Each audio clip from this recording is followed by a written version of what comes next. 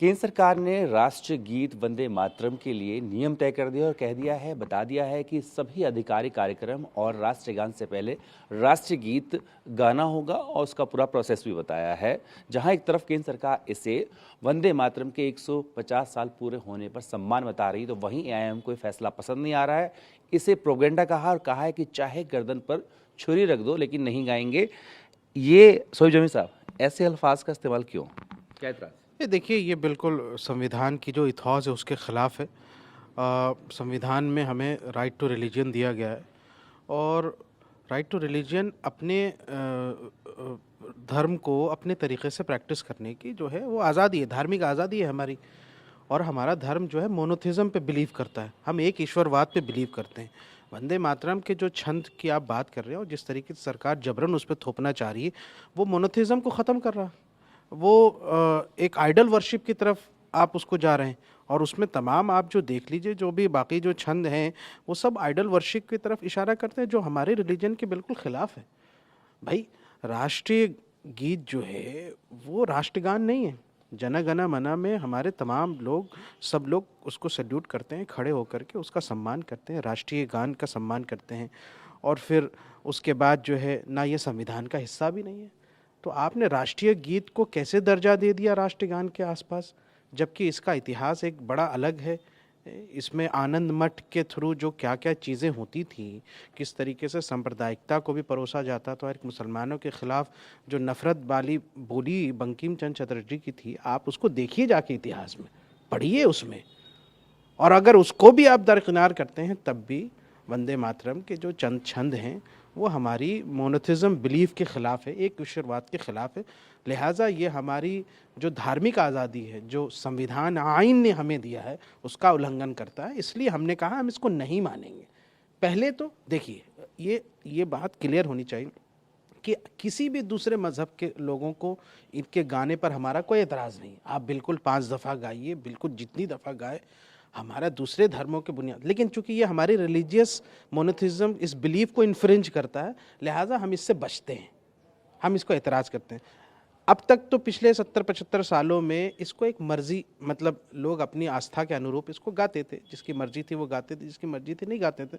लेकिन राष्ट्रीय गान का सम्मान हर कोई करता है, चाहे मुसलमान हो या हिंदू हो या किसी मज़हब। आज भारतीय जनता पार्टी और आरएसएस के लोगों ने इसको एक प्रोपेगेंडा बना दिया, मुसलमानों के ख़िलाफ़ नफ़रत फैलाने का एक हथियार बना दिया। अब आप देखिए जगह जगह किस तरीके से मॉब लिंचिंग की जा रही है। वहाँ भी पूछा था वंदे मातरम बोलो मत। आपने देखा वो एक तस्वीर यहाँ से, जो दिल्ली दंगे के दौरान पुलिस वालों ने किस तरीके से एक मरते हुए 2 मुस्लिम नौजवानों को उस हालत में वो वंदे मातरम ज़बरदस्ती गवा रहे हैं, उसके ऊपर केस दर्ज हुआ है। अब राष्ट्रीय गान को लेकर की बात थी वो नहीं, वो वंदे मातरम की बात थी। वंदे मातरम में यहाँ से इस तरीके से, तो सवाल ये है कि बस इस परिप्रेक्ष्य में आप इसको देखिए कि हमने ये नहीं कहा कि यहाँ से कि हमारा एतराज़ जो है किसी और के गाने पर है। बिल्कुल आप गाइए, हमारा ये कहना है कि आप इसको थोपना क्यों चाहते हैं, भारतीय जनता पार्टी जबरन क्यों करना चाहती है। अगर आप जबरन करेंगे तो आप ज़बरदस्ती नहीं कर सकते। हम ईमान वाले हैं, मुसलमान हैं। आप छुरी भी रख देंगे तब भी हम यहाँ से इसको ज़बरदस्ती नहीं गाएंगे। अगर अब नियम बन चुका है तो इस नियम की अवहेलना करेंगे? नहीं, देखिए, हम राष्ट्रीय गान का सम्मान करते हैं और राष्ट्रीय गान का हमेशा सम्मान रहेगा। भारत, हिंदुस्तान जिंदाबाद है, जिंदाबाद रहेगा हमेशा। भारत जिंदाबाद है, संविधान जिंदाबाद है। लेकिन वंदे मातरम को आप जबरन नहीं थोप सकते। लोग ये भी कहते हैं कि आप वादरे वतन तो बोलते ही हैं, मादरे वतन बिल्कुल बोलते हैं, तो कहने की लुका लेकिन हम उसकी पूजा नहीं करते ना। मादरे वतन कहते हैं, माँ की तरह जो है भारत को मानते, पर हम अपने माँ की भी पूजा नहीं करते, हम अपने पिता की भी पूजा नहीं करते। हम सिर्फ एक ईश्वर की पूजा करते, हम उनका आदर करते हैं, हम उनका सम्मान करते हैं। तो हम अपने मुल्क का सम्मान करेंगे, आदर करेंगे, उनके लिए यहाँ से उसको सलाम पेश करेंगे, ठीक है ना। उनके लिए अभिभूत एक कह सकते हैं कि मोहब्बत हमारे दिलों में होगी, जैसे मेरी माँ और मेरे बाप के लिए होगी, वैसे ही इस देश के लिए होगी, इस देश की मिट्टी के लिए होगी। बिल्कुल रहेगी, हमेशा दिल में रहेगी, दिमाग में रहेगी, हमारे भाषा में रहेगी, हमारे सांस में रहेगी।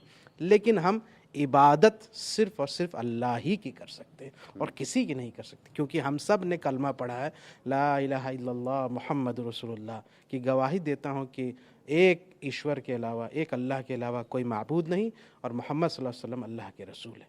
लिहाजा हमारी इस रिलीजियस बिलीफ को जो भी गीत या जो भी यहाँ से नारे इसको इन्फ्रिंज करेंगे, उसमें दखल अंदाजी करेंगे, हम उनको नहीं मानेंगे। इन छंदों या शब्दों पर आपका एतराज है? नहीं, बिल्कुल, आप पूरे वंदे मातरम में उठा के देख लीजिए, उसका पूरा सार जो है इसी पर ये है कि वो भारत माता को एक मूर्ति की तरह, एक आइडल वर्शिप की तरह उनको मानते हैं और उसकी उपासना करते हैं, उसकी पूजा करने की बात कर रहे हैं, उसकी वंदना करने की बात कर रहे हैं। आप उसके मायने उठा के देख लीजिए, चाहे उसको अरबी में ट्रांसलेट कर लीजिए, उर्दू में ट्रांसलेट कर लीजिए, किसी भी शब्दों में उसका पूरा मतलब इथॉस उसी पर बुनियाद पर। तो लिहाजा ये हमारी रिलीजियस इन्फ्रिंजमेंट के खिलाफ है। जमीन साहब एक बात पहले भी कई स्कॉलर्स ने इस पर कहा और बहुत सारे हिंदू जो स्कॉलर्स हैं और जो इस बात को समझते हैं, इतिहासकारों ने भी इस बात को समझा कि नहीं, जो मोनोथिज्म बिलीफ पे ये रिलीजन पे बिलीव करते हैं, उन पर ये थोपा नहीं जा सकता। मर्जी पर है, कोई गाना चाहे तो बिल्कुल गाए, उसमें कोई दिक्कत नहीं। अब ये बताइए, आपने कहा कोई गाना चाहे गाए, आप नहीं गाएंगे। अब ये नियम बन चुका है कि राष्ट्रीय गान से पहले राष्ट्रीय गीत होगा, ठीक है? तो क्या भी मान लिया जाए, कम से कम एआईएम के लिए ओवैसी साहब किसी भी ऐसे कार्यक्रम में नहीं जाएंगे जहां पर वंदे मातरम प्ले किया जाएगा? जाएंगे, पर हम नहीं गाएंगे। सरकारी कार्यक्रम होगा, भाई हम भी पब्लिक में रहते हैं, हमें कई जगह जाना पड़ता नहीं जाता, पर हम राष्ट्रीय गान गाएंगे, खड़े होकर गाएंगे, सल्यूट करके गाएंगे, पर वंदे मातरम आप हमसे मत अपेक्षा। क्या करेंगे जब वंदे मातरम चल रहा होगा? ठीक है, सम्मान में खड़े हो जाएंगे। इसमें हालांकि कोई ऐसा नहीं है कि सबको खड़े होना है, ऐसा भी नियम नहीं बनाया गया है कि सब लोगों को खड़े होना। ठीक है, बजेगा, अच्छी बात है। नहीं, नियम तो है ना कि अब बजेगा उससे पहले और उसमें आपको पूरा सम्मान देना पड़ेगा राष्ट्रीय गान की तरह ही। खड़े रेस्पेक्ट देने में किसी चीज़ को और अपनी ज़ुबान से उसको अदा करने में दो फ़र्क है। जैसे मान लीजिए कि आप हिंदू भाई हैं, आप हमारे सामने पूजा कर रहे हैं, ठीक है, तो मैं रिस्पेक्ट में खड़े हो जाऊंगा ना, क्योंकि मैं, हमारा मिजाज सेकुलर है, तो हम आपके रिस्पेक्ट में, क्योंकि आप पूजा कर रहे हैं तो आपके लिए वो एक बड़ी चीज़ है, तो मैं आपके सम्मान में खड़ा हो गया। पर मैं वो नहीं कर रहा हूँ, क्योंकि आप मूर्ति के उपासक हैं, मैं वो मूर्ति का उपासक नहीं हूँ। ऐसे कार्यक्रम का बहिष्कार तो नहीं करेंगे?